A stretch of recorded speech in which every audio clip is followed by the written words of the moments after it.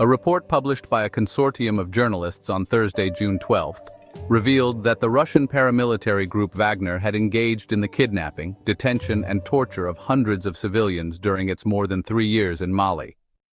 The victims, interviewed from a refugee camp in neighboring Mauritania, provided harrowing accounts of being subjected to waterboarding, beatings with electrical cables, and burning with cigarette butts, as per the investigation led by Forbidden Stories and conducted in partnership with France 24, Le Monde, and iStories.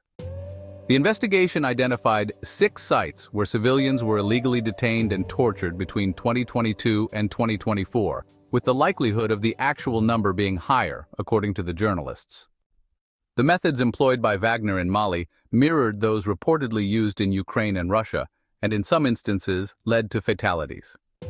Following coups in 2020 and 2021, Mali's ruling junta distanced itself from former colonial power France and sought political and military support from Russia, although it never officially acknowledged Wagner's presence, instead claiming to collaborate with Russian instructors.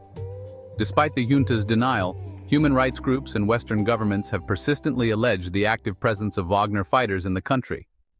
A recent announcement from a Telegram channel linked to Wagner stated that the group would be withdrawing from Mali, with its fighters expected to integrate into the Africa Corps, a Kremlin-affiliated paramilitary force, as reported by diplomatic and security sources speaking to AFP.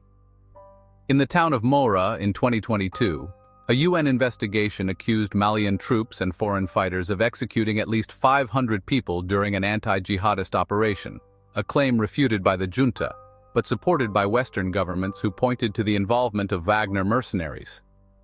Furthermore, in April 2024, bodies were found near a Malian military base shortly after the army and Wagner personnel reportedly detained dozens of civilians, predominantly from the Fulani ethnic group.